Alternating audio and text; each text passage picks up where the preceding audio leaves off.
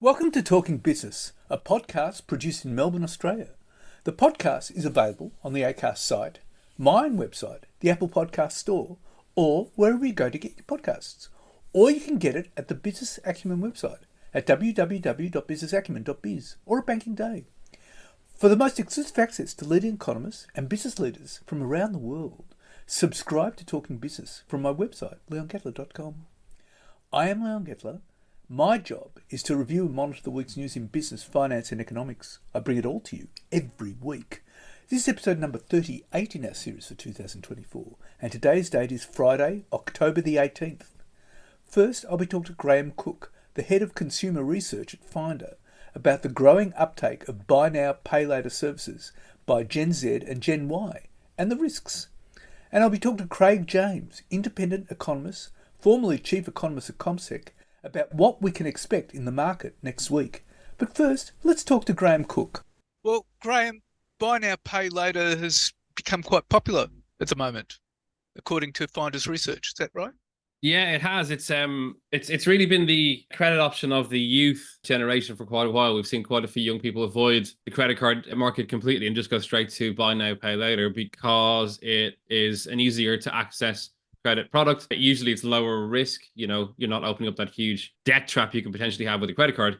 And we've seen a lot of people, young people, going straight for buy now, pay later and ditching the credit card market completely. What's interesting is over the last kind of couple of years, since mid 2022, that started to reverse a little bit. So we've seen credit card numbers starting to build back again. Up until last month, we were adding about 16,000 new cards to the market every month in Australia. So cost of living crisis seems to be pushing people kind of a bit more back to credit cards. But buy now, pay later, definitely very popular because of its ease of access and low risk. So it's particularly popular among Gen Z and Gen Y. Yeah, it's definitely because of its ease of access in stores. You can sign up in apps and stuff. It tends to be popular among younger generations in general. Though it even though it's low risk, it is important to say it is not without risk. The buy now, pay later companies tend to make about a quarter of their profits from late fees and such, which can build up pretty dramatically over time. So Afterpay have announced this week they're going to introduce, or last week rather, they're going to introduce voluntary caps that you can set, spending limits, which is, in the end, a good thing for consumers because it gives you more control. Right, but I mean, what's the average debt carried by BNPL users?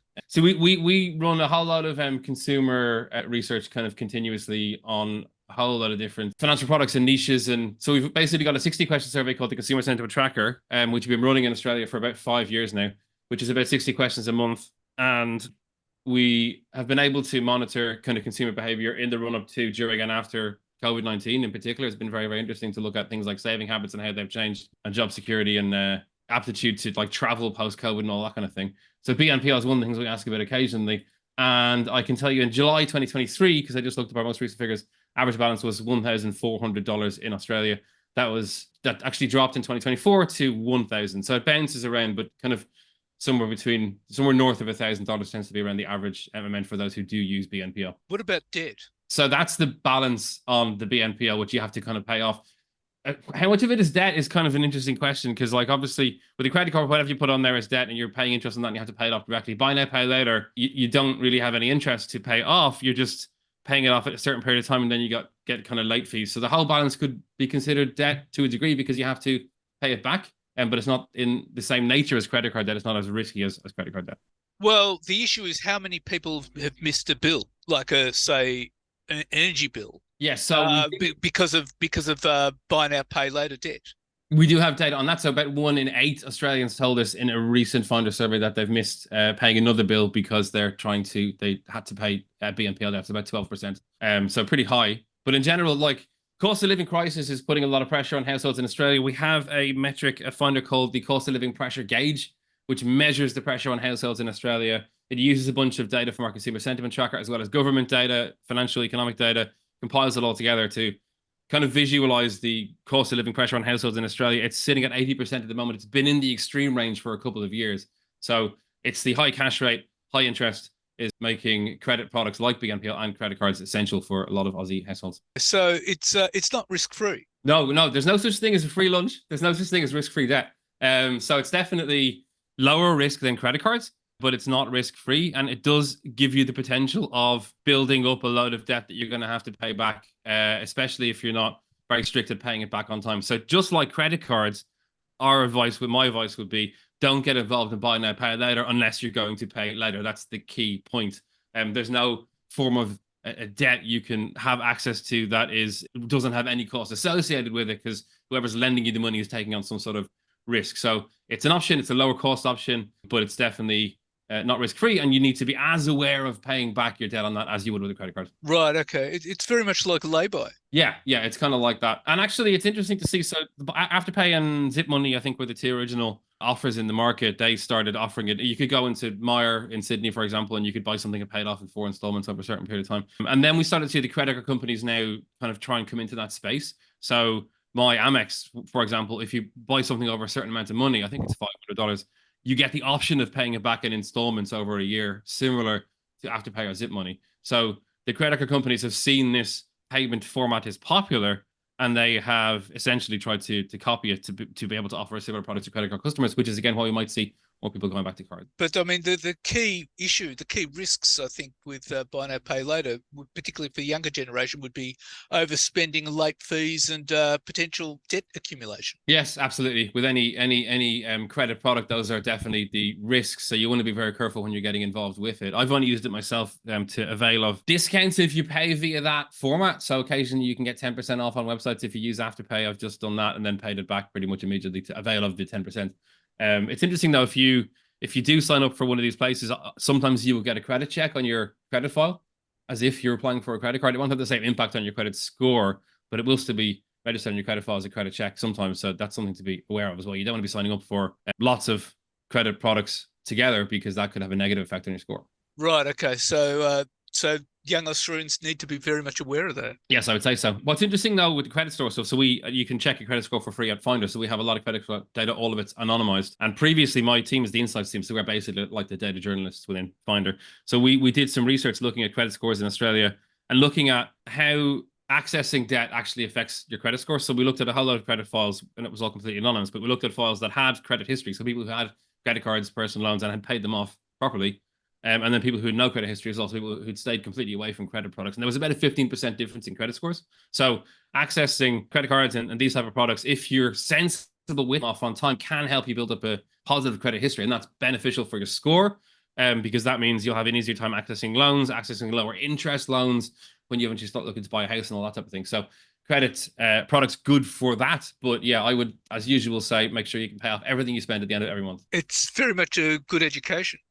Yeah, I think everyone has a certain stage in life when they learn that lesson. You know, I built up some credit card debt in college that took me a while to pay off, and since then I've been very, very careful with the credit card. The thing is, in cost of living crisis, the one place you can get value returned to you on your spending now is kind of the higher end credit cards. So a lot of talk online, a lot of questions about, and we're doing a lot of content about kind of frequent flyer cards, rewards cards, those kind of cards at the higher end. So they now are increasingly competing for those people coming back to credit cards, that new market, offering a lot of bonus points when you sign up, bonus points when you spend. And that can be a way to get really good value back from your spending. But again, very high interest rates, 23+% usually for these products.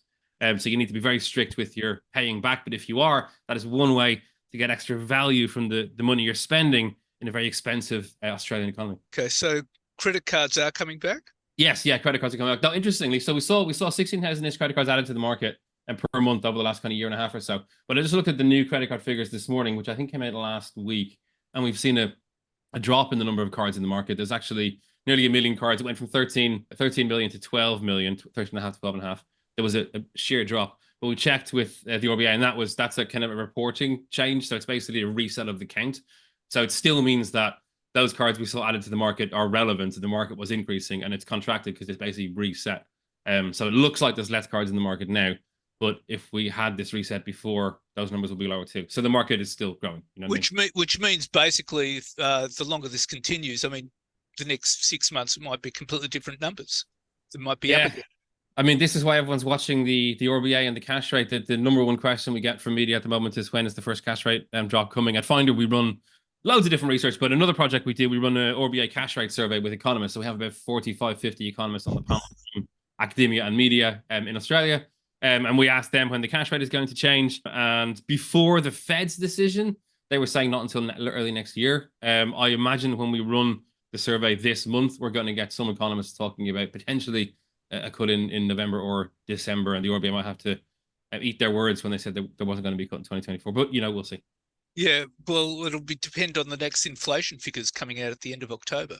Yeah, and whether they're coming back into the kind of bracket the RBA is looking to push us into. But there's a lot of political pressure. The RBA is not going to bow to political pressure, obviously, but it's all everybody's talking about. And is that a negative gearing right now? The issue too is that you've had a whole heap of government subsidies affecting the monthly figures. Yeah. So the RBA is watching that very carefully because they're very much working on the underlying figure.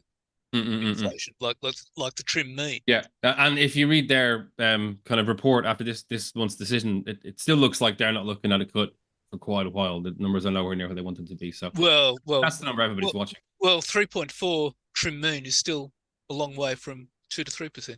Yeah, absolutely. But 30 cash rate cut increases in a row, that's made mortgage expenses very expensive. Actually, one interesting other part of Finder research, the consumer sentiment tracker in terms of the cash rate and costs on families is one of the questions we ask in that survey is which bills are causing your family financial stress?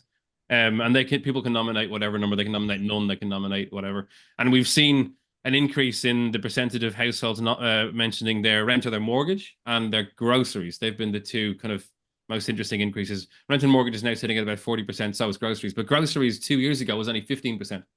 Now it's the same percentage of people reporting financial stress by putting food on the table as putting a roof over their heads. So these are the things that are very much present in mind for Aussie households right now. Which brings up the whole political figure of the ACCC now. Yes, two ACCC things last week. Not a good week for the supermarkets last week at all. No.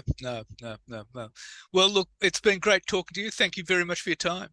Leon, thank you. Good morning. Anytime. Happy to have you have a chat. And now let's talk to independent economist Craig James. Well, Craig, what's ahead in the market for the week? Well, we'll have a look at the United States first. And I wouldn't say that there's any great highlights in the United States. We start off on Monday with the consumer inflation expectations, and they have been improving of late, basically sitting at around about 3%. We've got something called the Empire State Manufacturing Index. It's basically a gauge of what's happening in New York. That's happening on Tuesday. And basically the last reading of September was the highest since April of 22. So it has been, we recorded the first positive reading in the order of 10 months. We basically then just run down to Thursday, which is the US retail sales figures. It was only very modest, in the last figure that we had for the month of August. Now for the month of September, likely to be a little bit more growth than what we saw. So it was only up by 0.1% in August, and then 18th,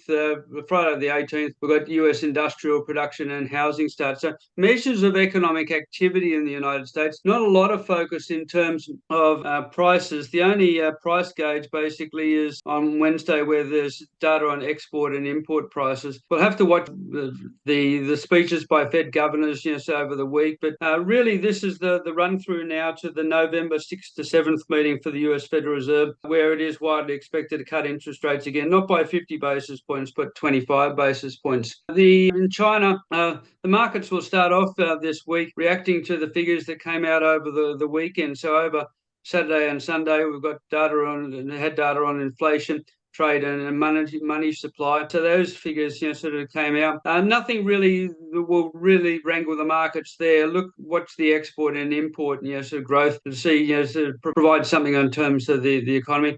We will also see, any markets will respond to any moves over the past weekend from China in terms of stimulating its economy. The central bank's 1 year marginal lending fixed rate, medium lending rate, is coming out on Tuesday. No change expected there. And the big one for for China over the week is the economic growth figures. We've got Chinese GDP or economic growth coming in for the September quarter, expected to be in the order of 5%. Then we've got retail trade, industrial production, the unemployment rate and investment. So Super Friday basically coming up in the coming week with Chinese economic data. By comparison, the Australian data is quite quiet, except for Thursday. Thursday, we've got the job figures, and certainly the last job figures for August, knocked the ball out of the park. The employment growth was 47,500, basically part-time jobs, but it was a very, very strong result. So we'll watch those jobs figures from the Australia coming out on Thursday. And the other thing to watch out for is the Reserve Bank Assistant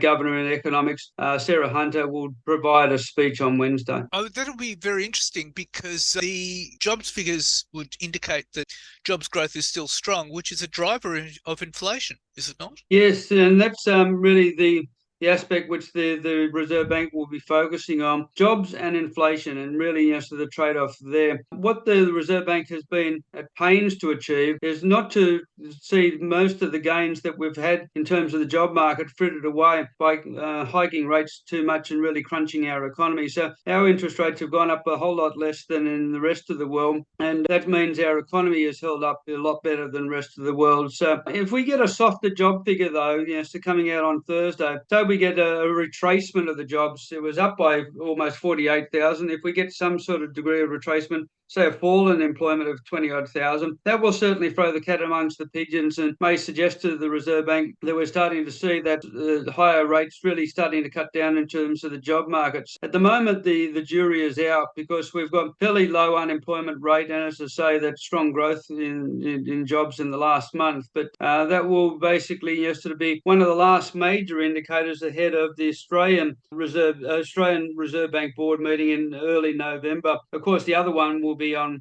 Wednesday week, which is the Consumer Price Index. Yes, and indeed, at the end of the month, you're going to have the inflation figures, the quarterly inflation figures coming in. Yeah, on the 30th, Wednesday the 30th, we've got the inflation figures. The expectation is for the September quarter that we'll see very modest growth in terms of inflation. Perhaps the headline rate of inflation, much like the monthly price figure that comes out from the Bureau of Statistics, showing the headline rate of inflation below 3% at 2.8%. Now, the Reserve Bank has always said that it's going to look at the underlying measures, not the headline measures, to determine where interest rates go. But if you get a good headline reading, say 2.8% annual growth, and heading towards that 2%, 2 to 3%, or moving into that 2 to 3% target band, and we get a improvement happening in terms of the underlying rate of inflation, then the Reserve Bank may have to start thinking again about the next move in interest rates being down rather than up. So we've got a couple of meetings before the end of the year for the Reserve Bank, but it's still our expectation. I share the expectation of those economists in the Commonwealth Bank Group that we'll get an interest rate cut happening later this year.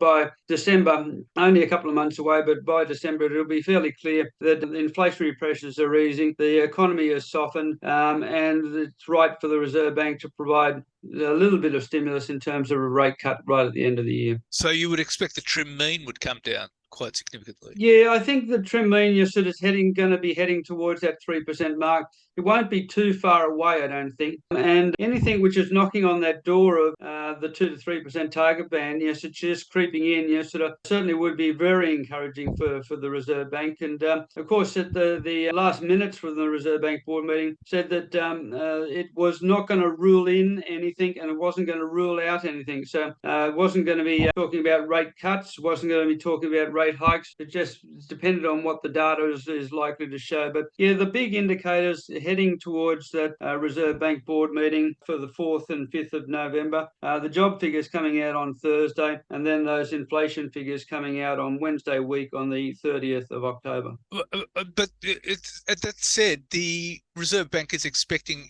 unemployment to rise above quite significantly over the next few months, aren't they? Yeah, we're sitting at 4.2% at the moment for the unemployment rate. And if it does start creeping up towards 4.5% and a bit higher than that, the Reserve Bank will start to get a little bit worried that the good gains that it's made in terms of getting unemployment down to effectively we're at full employment. We are in full employment here in Australia. And if we lose those sorts of gains significantly, the job market deteriorates too rapidly. And of course, that leads to weaker consumer spending, leads to weaker business profitability, has knock-on effects right the way through the economy.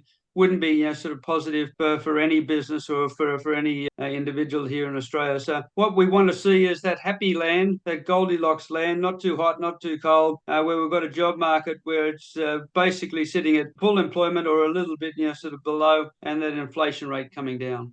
So say 4.2, 4.3% would still be okay. Yeah, 4.2, 4.3. The hard part for the Reserve Bank has been trying to work out what is the true non-accelerating inflation rate of unemployment, and it is somewhere around about that 4% mark. So if we start to see that creep higher, say 4.3, 4.4, 4.5, what they would be suggesting is that the job market is softening, that it has got the potential to drive inflation sort of lower as the slower labour costs, lower wage growth factors its way through the economy. Of course, the one thing we'd love to have on an ongoing basis and really would inform the Reserve Bank's decision making is productivity.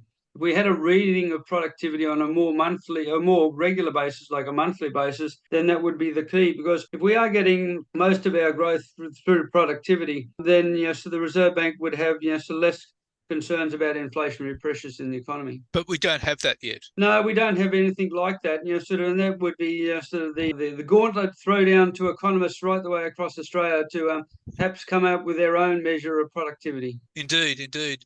Well, Craig, it's been great talking to you, and thank you very much again for your time. Not a problem at all. Thank you very much. So what's happening in the news? Well, a second catastrophic hurricane in as many weeks has forced the US government to grapple with a harsh reality. Climate calamities are becoming more frequent, deadly and costly in a country already facing massive fiscal challenges. And with climate calamities happening globally, it's a lesson for other countries. The earliest estimates suggest the latest storm, Hurricane Milton, may have unleashed roughly $50 billion in damage across Florida, destroying countless homes, businesses and critical infrastructure that will need to be repaired or replaced, possibly with the help of urgently needed federal aid. But Milton is only the most recent extreme weather event in a nation that experiences, on average, $1 billion climate disaster roughly every 3 weeks, according to some federal estimates. As these storms, droughts, wildfires and floods strike with greater frequency and intensity, the work to rebuild after them has grown more expensive too. That has exacerbated the many financial strains on the federal government at a time where the national debt exceeds $35 trillion. I think the cost of climate change is increasingly a threat to our already fragile fiscal outlook, said Mark Zandi, chief economist of Moody's Analytics, factoring in the prospect that the government must spend tens of billions or hundreds of billions more each year to help mitigate the fallout of climate events, he added. The outlook looks even darker. It's one more reason to be nervous about our fiscal future unless we make some changes, Zandi said. The nation's souring fiscal health is a result of many factors, including increased spending, a rapidly ageing population, and inadequate tax revenue, especially after the tax cuts adopted under Donald Trump's administration. Generally, budget experts agree that climate change threatens to add to these woes, harming economic output while forcing the government to spend more and generate less as it grapples with the consequences of dangerous emissions. And Anthony Albanese's purchase of a $4.3 million property on the New South Wales Central Coast has baffled Labor MPs who've questioned the Prime Minister's decision to buy a luxury home ahead of an election that will be fought on housing affordability. Property records show the 4-bedroom, 3-bathroom and 3-carport property in Copacabana, billed as a clifftop perfection, sold in September, giving Albanese a potential post-politics residence in a pocket of the Central Coast popular among Sydney holidaymakers.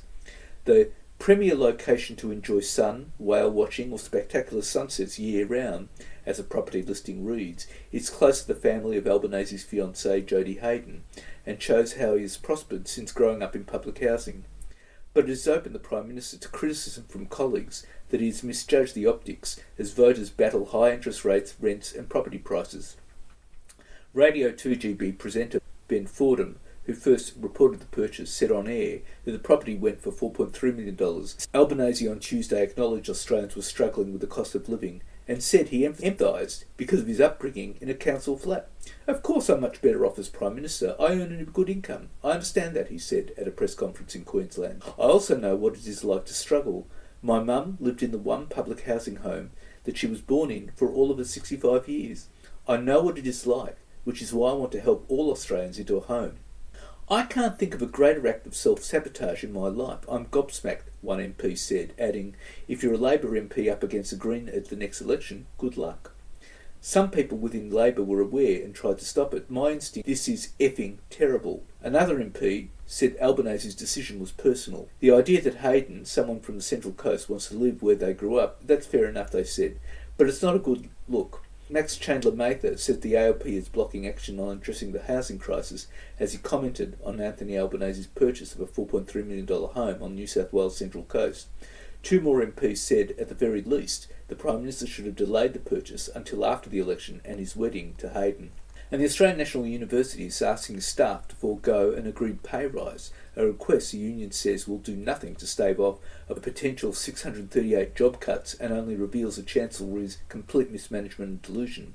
The Vice-Chancellor of ANU, Professor Genevieve Bell, sent an email to all university staff on Tuesday which asked them to consider foregoing the upcoming 2.5% December pay increase under the ANU Enterprise Agreement. Last week, the ANU Council gave directions to the Chancellery to reduce the university's recurring cost base by $250 million by the end of 2025, including $100 million in staff expenditure. The Enterprise Agreement negotiated was for an 18.5% pay increase over the course of 2023-26, paid in 6 monthly increments. Bell's email states staff would still receive 16% pay increase over the life of the current Enterprise Agreement. I know this is a big ask, but if we take it collectively, it will prevent some job losses in our community. The NTEU's ANU branch president, Milan Pintos Lopez, said staff did not trust the Vice-Chancellor's promise that the sacrifice would prevent job losses. Bain Capital-owned Virgin Australia says earnings have jumped by almost a fifth to $519 million and that it has recorded a profit for the second year in a row after more than a decade of deficits. The figures released by Virgin shows its revenues increased by 6.8% to $5.4 billion, with 19.2 million passengers during the year. The growth in underlying earnings, released in a statement on Monday, compares with a 17% fall at its larger rival Qantas for the 12 months to June 30. However, Virgin has not released its full accounts and did not report an overall profit figure for the year. Virgin Chief Executive Jane Hrdlicka said the jump in earnings showed the success of the airline's transformation under its private equity owners. Bain acquired Virgin, which had been listed on the ASX in 2020 after the company collapsed at the start of the COVID-19 pandemic. The financial result comes just weeks after Bain agreed to sell a 25% stake in Virgin to Qatar Airways. The deal requires approval from the Foreign Investment Review Board, but would allow Virgin to restart long-haul international flights, which Ms. Hrdlicka paused after being appointed chief executive. She intends to step down this year. As part of the investment from Qatar, Virgin will resume flying long-haul and international using the Middle Eastern carrier's fleet of Boeing 777 aircraft. And Labor is preparing to outlaw debit card surcharges in a broad crackdown on consumer fees as the Albanese government attempts to ease financial pressures on families in the lead-up to a federal election next year. The government will outline its plans and more funding for the competition watchdog to target businesses charging excessive fees. At the same time, the Reserve Bank of Australia on Tuesday launches a comprehensive review of payment costs for retailers. Consumers shouldn't be punished for using cards or digital payments, and at the same time small businesses shouldn't have to pay hefty fees just to get paid themselves, Treasurer Jim Chalmers said on Monday evening. The ban could be introduced from the start of January 2026, subject to consultation with the RBA, the government said. It will provide $2.1 million in extra funding to the Australian Competition and Consumer Commission to crack down excessive surcharge fees. The change, if it is implemented, would squeeze many retailers who've been passing on costs charged by card companies and banks to shoppers. Shoppers are slugged around $1.5 billion annually on debit and credit card surcharges, according to industry estimates. The proposed ban does not extend to credit cards, but would mean consumers tapping their phone to pay cannot be charged a fee, given these typically involve debit cards. The RBA released an issues paper along with a set of technical explainers on Tuesday, potentially before Christmas, on the impact of preventing surcharging. The central bank has been ready to move on the practice for most of the year, but had been waiting for the government to pass legislation to provide it with broader powers. With the bill stuck in the Parliament, the RBA decided to launch a review regardless. Businesses are currently allowed to pass the charges levied by the payment sector onto the customer via a surcharge, While small businesses have previously raised concerns over a proposed ban on surcharges because they would need to bear that cost, the issue could be resolved via reforms that reduce the fees merchants pay banks, card networks and payment platforms. Bank chiefs broadly support the moves to ban debit surcharging, although any move would incur costs as the banks have to revise payment terminal technology and pricing plans for customers. And the corporate regulator has released the Australian insolvency statistics for the period up to 29th of September 2024, with the latest statistics indicating there was a 43% increase in total insolvencies in the first 3 months of 2024-25 financial year from the same period in the previous financial year. The statistics showed that for the period from the 1st of July to the 29th of September, 3,568 companies had entered external administration or had a controller appointed. That was 1,073 more companies that entered insolvency than during the September quarter in 2023. While the construction sector still accounted for the highest number of insolvencies at 876 for the first quarter, the rate of growth in insolvencies for this industry has slowed substantially, increasing only 11.6% when compared to the same period last year. Accommodation and food services, on the other hand, have seen a significant increase in the rate of insolvencies, with the sector seeing more than double the number of insolvencies for the latest quarter compared to the September quarter in 2023. The statistics indicated a total of 695 insolvencies in the accommodation food services sector in the first quarter of 2024-25, an increase of 105% from the same period in 2023. Other services were the sector with the third highest number of businesses entering insolvency at 345, followed by professional, scientific and technical services at 233. While the number of insolvencies in the healthcare and social assistance sector remained relatively low at 102, this was double the number of insolvencies for the same quarter last year. And pre-retirees think they need a nest egg above $850,000, but the reality is they can live comfortably on much less than that.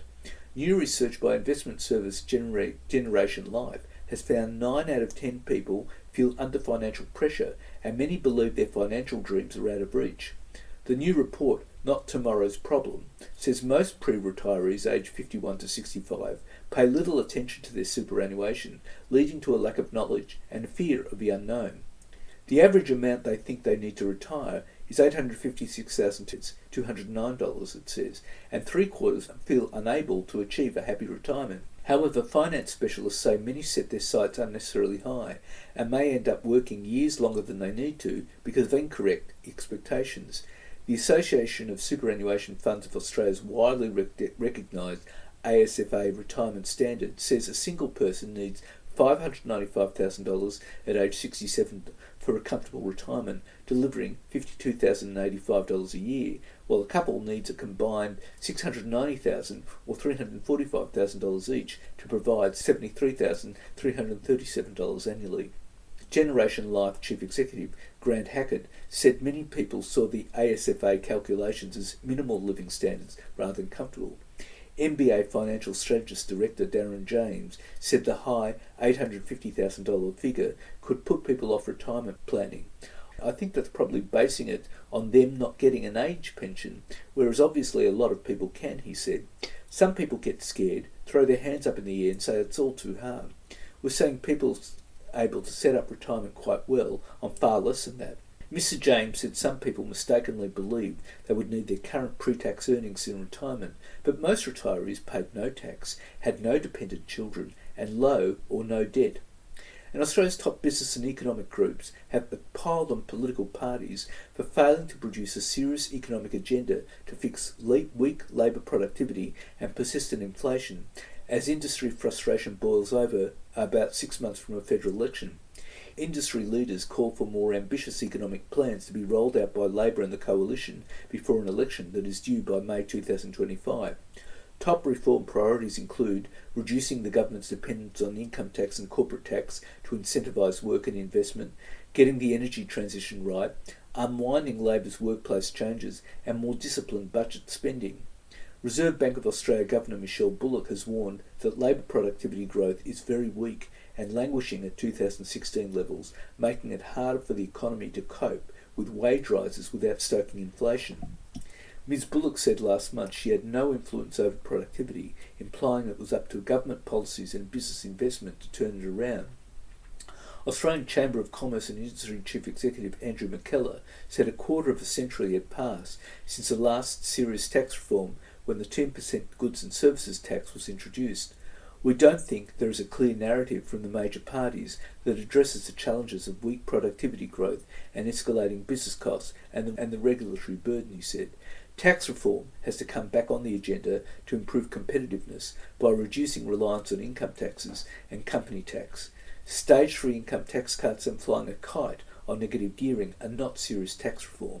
The ACCI also wants a cap on federal government rising spending at 25% of GDP and is lobbying to unwind Labor's workplace changes on multi-employer bargaining, labour hire and casual workers. Committee for Economic Development of Australia Chief Executive Melinda Cilento said it was hard to prosecute a strong economic agenda at a time of increasing social division amid the war in the Middle East, but both sides of politics need to focus on economic issues. Cost of living and housing remain the main issues on voters' minds, and all parties should be focused on measures to address them that don't also stoke inflation, she said. And that's it for this week. And next week I'll be talking to Phil Zammit, Sydney-based VP for APJ, Greater China and India for communications and workstream collaboration company Avaya. We'll talk about how businesses can improve productivity. And I'll be talking to Indeed economist Callum Pickering about the latest jobs figures. For the most exclusive access to leading economists and business leaders from around the world, subscribe to Talking Business from my website, leongettler.com. If you like Talking Business, please leave us a review with Apple Podcasts. Thank you in advance. In the meantime, you can catch me on Facebook, Twitter, or X as it's now known, Instagram, LinkedIn, and YouTube. And if you want, leave a comment. If you want to contact me, email me at leon@leongettler.com. I answer all emails. Also, in my spare time, I have a copywriting business. If anyone needs newsletters, blogs, articles, or advertorial, email me. Wishing you all a safe and healthy week, and looking forward to bringing you Talking Business next week.